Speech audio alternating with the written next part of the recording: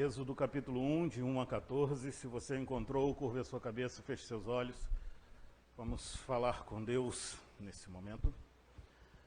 Santo Pai, nós nos aproximamos de Ti, na certeza de que o Senhor é o Alfa, o Ômega, o princípio e o fim, aquilo que nos faz respirar, aquele que nos faz respirar. O Senhor é o que começou a história e que continuará a história da nossa vida. O Senhor é o Deus da história, o Rei soberano sobre todas as coisas. E neste momento, quando vamos meditar na palavra do Senhor, pedimos que a Tua graça não nos deixe, mas que possamos ouvir a voz do Senhor. E que possamos entender a Tua voz, ó Deus. E uma vez entendendo a voz do Senhor, saber qual é o plano do Senhor em nossa vida, na história da humanidade, que é glorificar e exaltar o Cristo. E que a nossa vida exalte e glorifique exclusivamente a Cristo. Por Ele que oramos. Amém. Êxodo 1, de 1 a 14, diz assim: São estes os nomes dos filhos de Israel que entraram com Jacó no Egito. Cada um deles entrou com a sua família: Rúben, Simeão, Levi e Judá, Issacar, Zebulon e Benjamim, Dan, Naftali, Gad e Aser. Todas as pessoas que desceram de Jacó foram 70. José, porém, estava no Egito. Faleceu José e todos os seus irmãos e toda aquela geração. Mas os filhos de Israel foram fecundos e aumentaram muito, e se multiplicaram e grandemente se fortaleceram, de modo que a terra se encheu deles. Entremente se levantou um novo rei sobre o Egito, que não conhecera José. E este disse ao seu povo: Eis que o povo dos filhos de Israel são mais numerosos e mais fortes do que nós. Eia, usamos de astúcia para com eles, para que não se multipliquem. E caso venha a guerra, não se junte aos nossos inimigos e saiam da terra. Então os egípcios puseram sobre eles feitores de obras e os oprimiam com as suas duras cargas. E os filhos de Israel edificaram a Faraó as cidades celeiros, Pitom e Ramsés. Mas quanto mais os afligiam, tanto mais se multiplicavam e se espalhavam, de modo que se inquietavam por causa dos filhos de Israel. Então os egípcios, com tirania, os oprimiam e os faziam servir. E transformaram a vida dos filhos de Israel em uma vida amarga, diante da servidão, do duro trabalho com barro, tijolo e no trabalho do campo. E com todo o trabalho que faziam com que eles servissem aos egípcios. Tem uma foto que me impressiona muito, uma foto de 1963. E é essa foto aqui, para você que está aqui dentro. Para você que está nos acompanhando, essa foto está mais ou menos por aqui assim. E é uma foto muito bacana, porque é a foto do presidente John Kennedy. E nesse momento, em 1963, Kennedy era o homem mais poderoso da Terra. E ele estava assinando alguns documentos, mas não, isso era comum. Todos os dias ele fazia isso no salão oval da Casa Branca. O que impressiona nessa foto é porque o filho está brincando embaixo da mesa. Enquanto o homem mais poderoso do mundo assina documentos, o filho tranquilamente brinca debaixo da mesa. Pode tirar a foto? Quando a gente olha para esse texto, a gente percebe nesse texto e no livro de Êxodo um Deus que conduz a história. Êxodo é uma continuação do livro de Gênesis. Em nenhuma versão em português é traduzido literalmente porque é um erro gramatical começar uma frase dizendo assim, e os filhos, porque ou é uma conjunção, né, uma ligação com o que foi dito anterior. E como é que a gente começa um livro com o e? E é exatamente dessa forma que começa o livro de Êxodo. E estes são os filhos de Israel que desceram com Jacó à terra do Egito. Mostrando essa ligação e essa continuação aí do Êxodo, do livro de Gênesis, no livro de Êxodo. E me impressiona porque Gênesis começa com a declaração de que Deus criou o universo. Dentro desse universo ele criou o planeta Terra. E no planeta Terra ele cria uma humanidade. E essa humanidade deveria adorar o seu Criador. E aí a Priscila hoje pela manhã trouxe os 4 grandes temas das Escrituras. Criação, queda, redenção e consumação. E isso nos é apresentado logo no início do livro de Gênesis. Quando o homem foi criado e ele cai, e Deus redime esse homem mostrando o que ele fará de forma plena na vida desse homem, porque virá um para restaurar o jardim, e o jardim será melhorado, e esse vai esmagar a cabeça da serpente. Mas Deus, dentro dessa humanidade, ele escolhe uma família. Gênesis capítulo 12 é muito conhecido de todos nós, quando Deus chama Abrão e diz, sai da tua terra e da tua parentela e da casa do seu pai e vai para uma terra que eu te mostrarei. De ti farei uma grande nação. Abençoarei os que te abençoarem e amaldiçoarei os que te amaldiçoarem. E em ti serão benditas todas as famílias da terra. E há uma nova família como instrumento de bênção para todas as famílias da terra. E Abraão sai, e durante 25 anos ele espera o cumprimento da promessa até que nasce Isaque.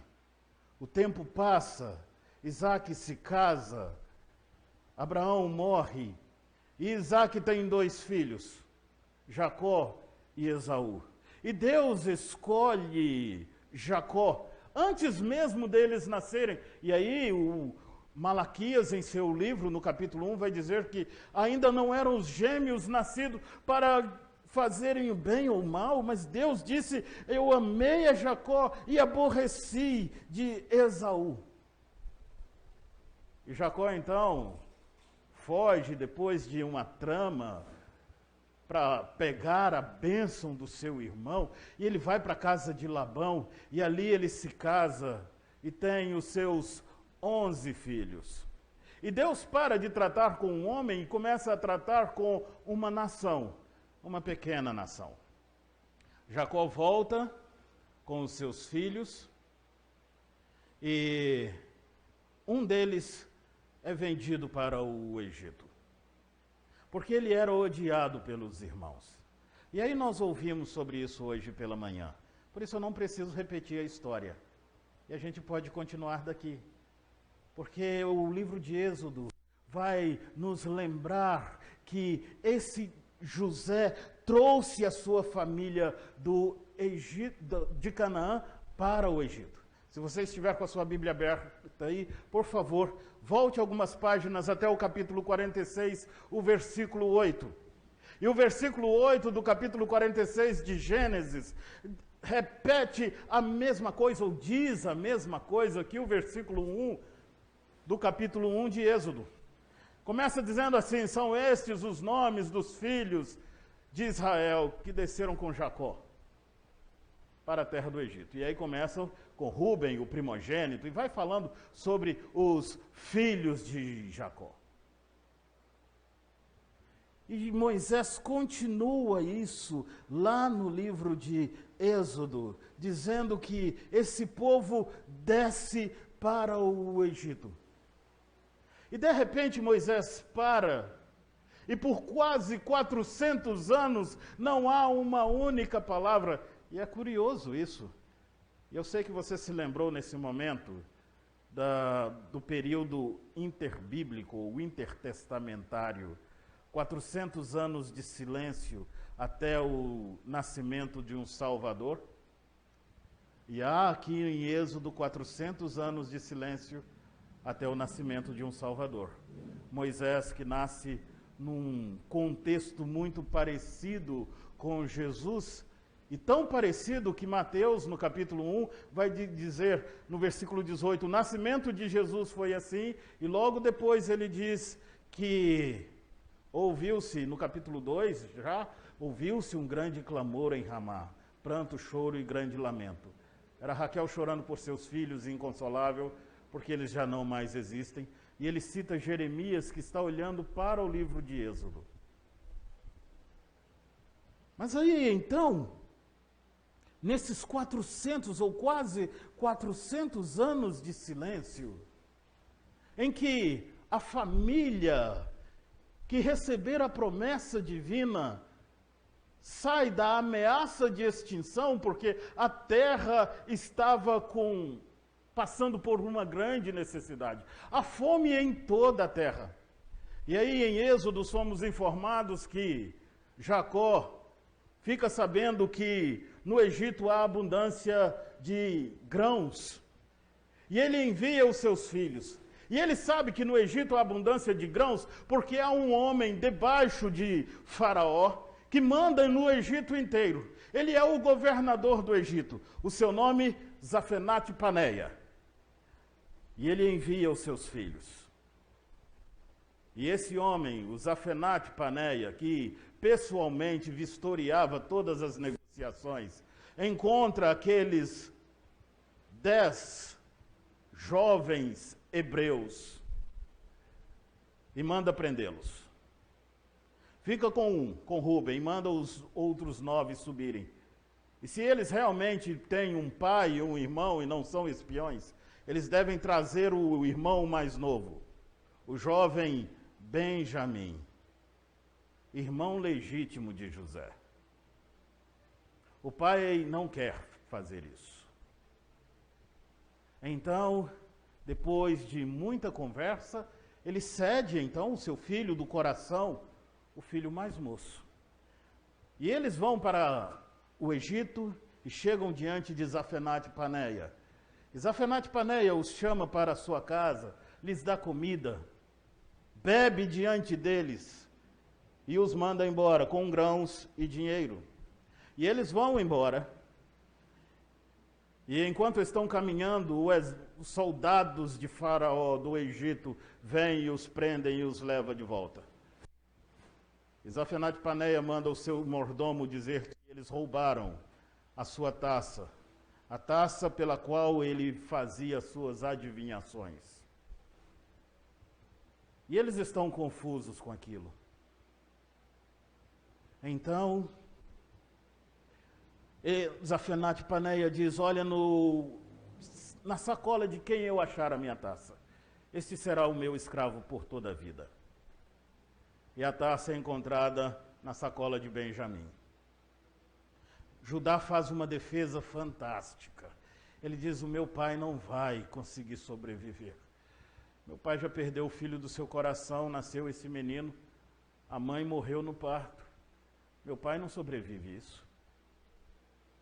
Então que eu fique, que qualquer irmão fique, mas que esse menino volte para o meu pai. Zafenate-Paneia não suporta aquilo e ele chora. E naquele momento os irmãos descobrem que Zafenate-Paneia, na verdade, José. E o nome Zafenate-Paneia é muito interessante, e José o recebe quando adivinha o sonho, ou interpreta o sonho de Faraó.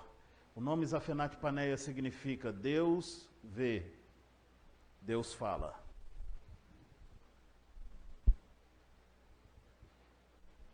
Agora esse menino traz os seus irmãos, e eles estão todos ali no Egito. E Deus se revela como o Deus da história.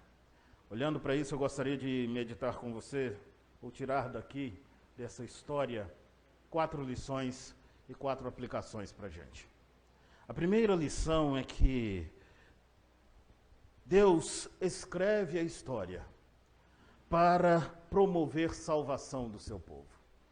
Deus não apenas olha e observa a história, mas Ele escreve a história da nossa vida para promover a salvação.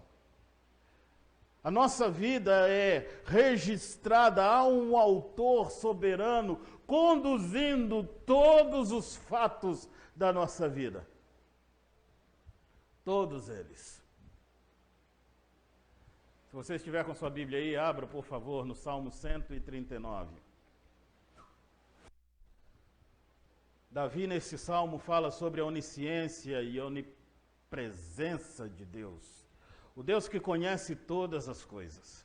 E aí no versículo 16, Davi diz o seguinte: Tu me viste a substância ainda informe, e no teu livro foram escritos todos os meus dias, cada um deles escritos e determinados, quando nenhum deles haviam ainda. O Senhor registrou cada dia da nossa vida, cada momento, cada instante. E com uma facilidade soberana por causa da sua mente. Porque quem conheceu a mente do Senhor? E Ele então escreveu cada detalhe da nossa vida. Meu querido, a sua vida foi registrada, foi escrita, o roteiro da sua vida foi escrito por aquele que é o Deus da história.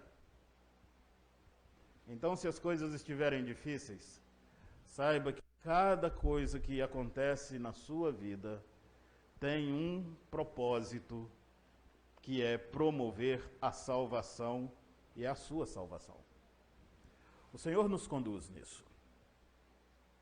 Os filhos de Jacó jamais poderiam imaginar, e o próprio José jamais poderia imaginar, que o ódio dos seus irmãos, na verdade, era para promover salvação. E José só vai compreender isso lá no final. No capítulo 50 de Gênesis, José vai dizer: Vocês intentaram o mal contra mim.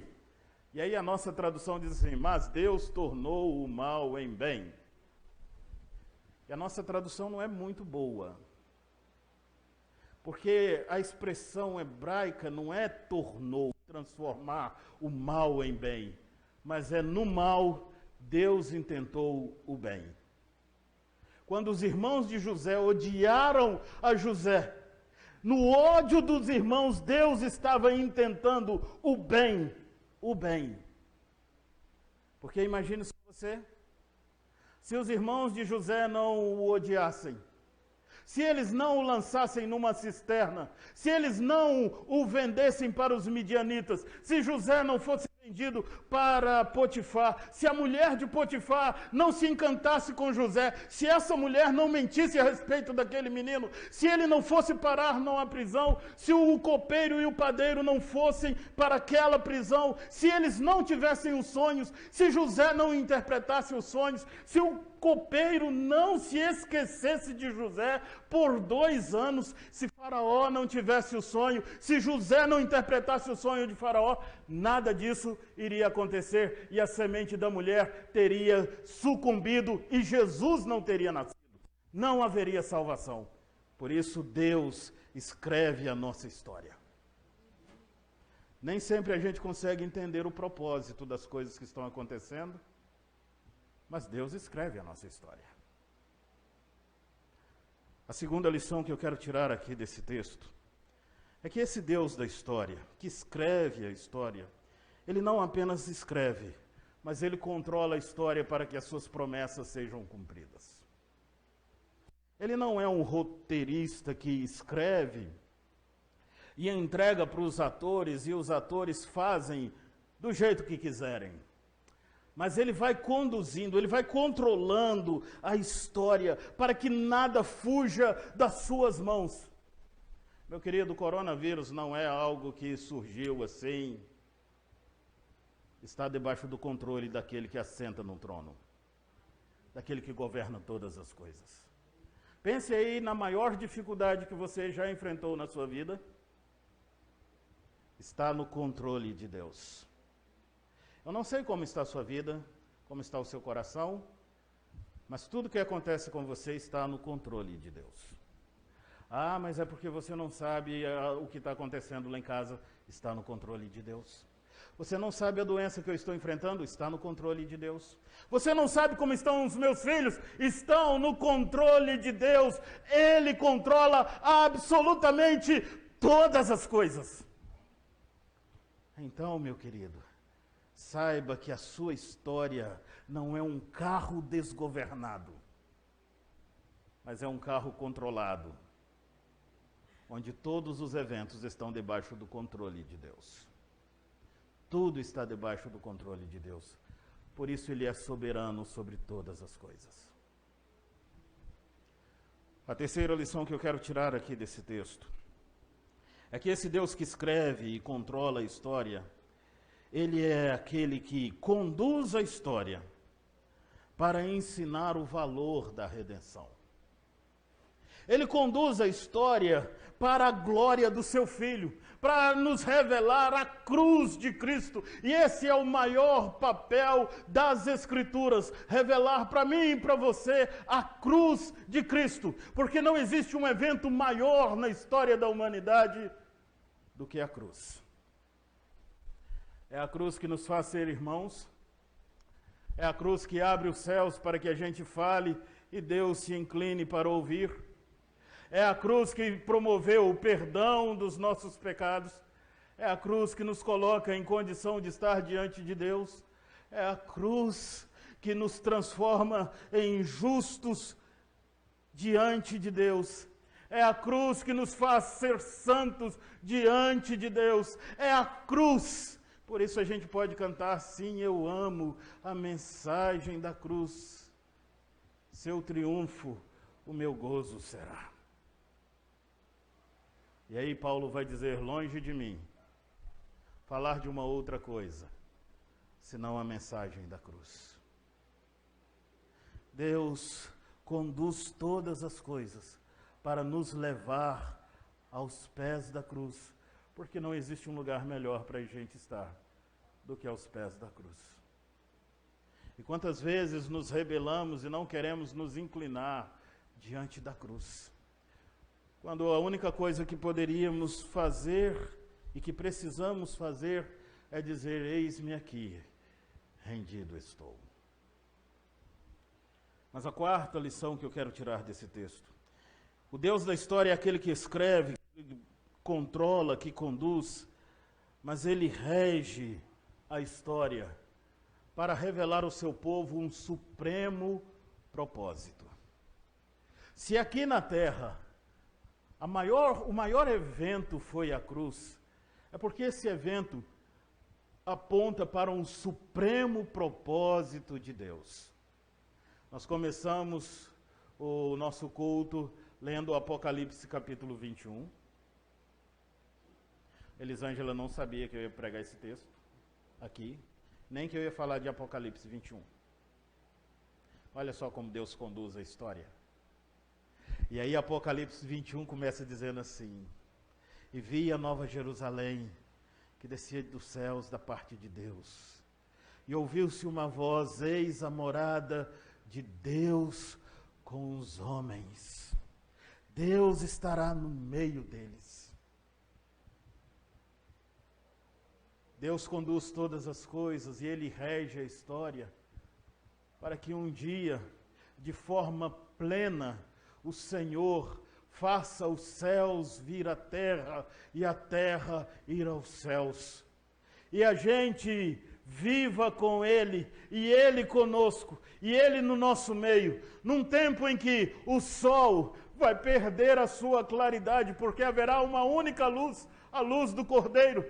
Um tempo em que os templos não vão fazer mais sentido, em que a religião não fará sentido, porque a religião é o religar do homem a Deus, mas haverá um que nos ligará, todos nós a Deus, de forma visível e palpável, que é o Cordeiro de Deus no nosso meio. E todas as coisas contribuem para isso. E como a história do povo de Israel contribuiu para isso? Contribuiu para isso porque se aquele povo não fosse para o Egito, eles seriam exterminados. Se eles não sofressem, eles jamais saberiam o que é redenção, e nós também não teríamos nenhum conceito de redenção.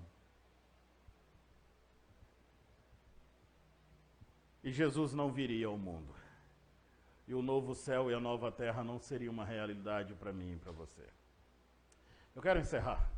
4 aplicações desse texto para mim e para você hoje. Deus é aquele que controla a história, porque Ele a escreveu. Mas que história é essa que Deus controla?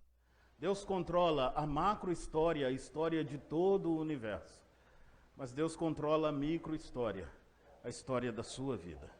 Porque Deus não é o Deus que nos olha como uma grande nação, um grande povo, mas Deus é o Deus que se relaciona com pessoas de forma muito individual. Ao homem, quando esse pecou lá no Jardim do Éden, Deus veio caminhando e perguntou: Adão, aonde estás? E aquele que sabe todas as coisas pergunta ao homem: aonde você está? Aquele que está em todo lugar pergunta ao homem: aonde você está? Será que Deus não sabia onde ele estava? Ou Deus queria chamar Adão para conversar e dizer: Adão, pode chegar, pode falar comigo. E ao longo das Escrituras a gente vai percebendo isso. Capítulo 4 de Gênesis, Caim está com o coração endurecido contra o seu irmão, e Deus vem e fala: olha, se você proceder bem, é certo que você vai ser aceito. Quando o mundo descarrilhou literalmente, e os homens eram maus e violentos, Deus vem ao encontro de Noé e diz: construam uma arca, porque através de você eu vou salvar o mundo. Quando Abraão enfraqueceu na fé, Deus veio ao seu encontro. Quando Jacó estava perdido em Betel, Deus veio e parou perto dele. Quando Moisés se perdeu da sua vocação, Deus apareceu para ele em uma sarça que queimava e não se consumia. Quando o profeta Elias estava com o coração angustiado depois de fazer cair fogo dos céus e ser ameaçado por Jezabel, depois de caminhar 40 dias e 40 noites, lá escondido em uma caverna fria, escura e úmida, Deus vem e pergunta para ele: o que você está fazendo aqui, cara? Não é esse meu propósito para você? E aí a gente vai para o Novo Testamento, e há um cego que clama: Jesus, filho de Davi, tem compaixão de mim. Deus vira para ele, Jesus vira para ele e diz: o que você quer? Sinceramente, se fosse eu ia dizer assim: eu quero uma bengala, né? Eu sou cego. O que um cego quer? Mas Jesus dá voz àquele camarada. Há uma mulher que durante 12 anos fora excluída da sociedade. Jesus para e pergunta: quem me tocou? Esse Deus é um Deus relacional, meu querido. É um Deus que se relaciona individualmente. E Ele nos olha como igreja, de forma coletiva, e derrama aqui bênçãos. Mas Ele fala individualmente e trata o coração de cada um de nós, de forma individual e pessoal, porque eu e você temos necessidades que são individuais. Ele controla a sua história. E a sua história de forma muito particular. Mas exatamente por isso, eu posso descansar nesse Deus. Eu posso descansar sabendo que Ele controla todas as coisas e que nada vai fugir do seu controle soberano, que os seus planos e as suas promessas vão se cumprir, que Ele fará tudo aquilo que lhe aprouver, porque Ele é Senhor soberano. E eu posso estar à vontade na casa do meu Pai. Mas se eu preciso saber que Deus controla a macro e a micro história, e exatamente por isso eu posso descansar, a terceira aplicação que eu quero fazer desse texto é que esse Deus que conduz todas as coisas, que conduz a história é o pai que está presente na vida dos seus filhos. Coloca de novo para mim, por favor, a foto. E olha que foto bacana. Tá, você que está nos vendo aqui agora, olha que foto bacana.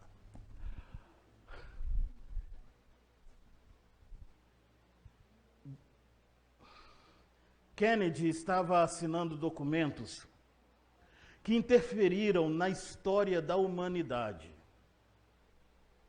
que mexeram com vida e têm mexido com a vida de pessoas ao longo da história. O Salão Oval é um lugar onde eu e você não temos acesso, onde presidentes do mundo inteiro entram assim, trêmulos. Porque quem se assenta naquela cadeira, quem pega aquela caneta, quem se apoia naquela mesa, é um dos homens mais poderosos da terra. Mas aí a gente olha para essa criança. E por que ela está tão tranquila embaixo da mesa? Porque quem está sentado na cadeira, para ela não é o presidente dos Estados Unidos. Para ela é o pai. Infinitamente mais poderoso do que qualquer homem, qualquer presidente, qualquer rei. É o Rei dos Reis, o Senhor dos Senhores. Ele se assenta no trono da história. E ele governa absolutamente tudo e todos. E não há uma única molécula, por mais fugidia que seja, que pode escapar do controle desse Deus da história. Mas quando eu olho para ele, o que eu vejo é o meu pai. É o meu pai.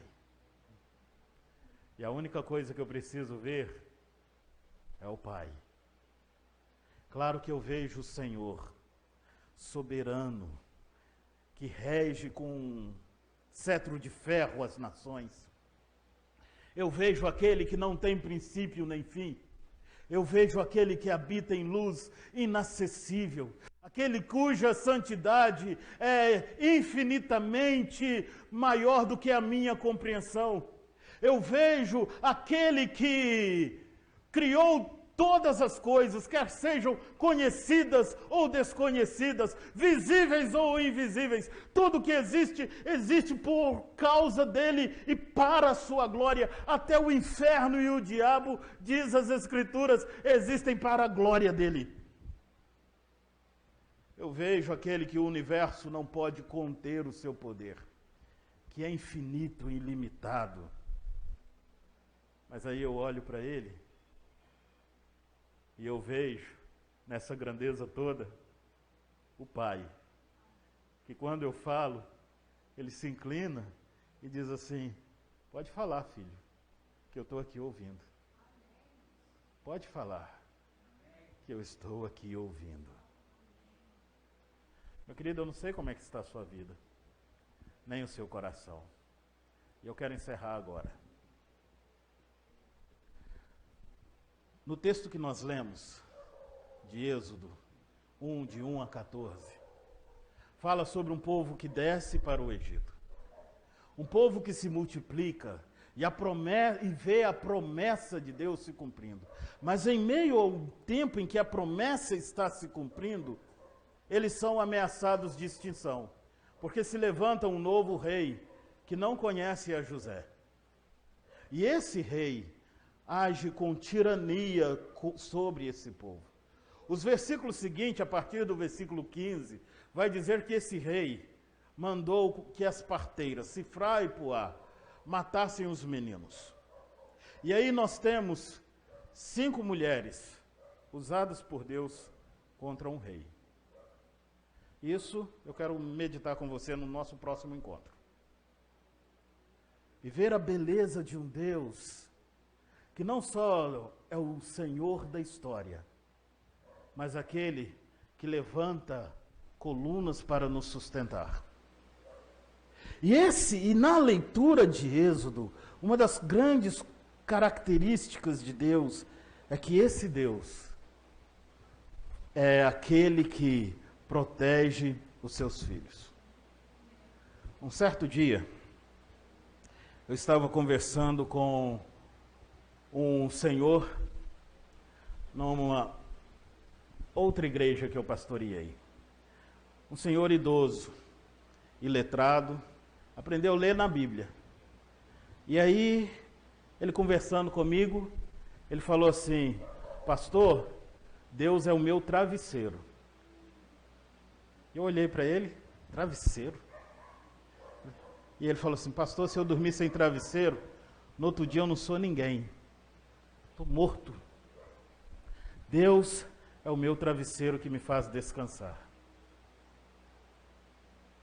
Deus é o Senhor soberano sobre todas as coisas. Mas que Deus seja para você o Pai que te faça descansar nessa caminhada tão dura e difícil da vida.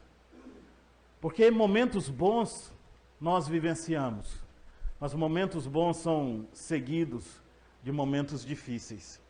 E nos momentos difíceis, muitas vezes, o que eu e você precisamos é de um travesseiro. Vamos orar?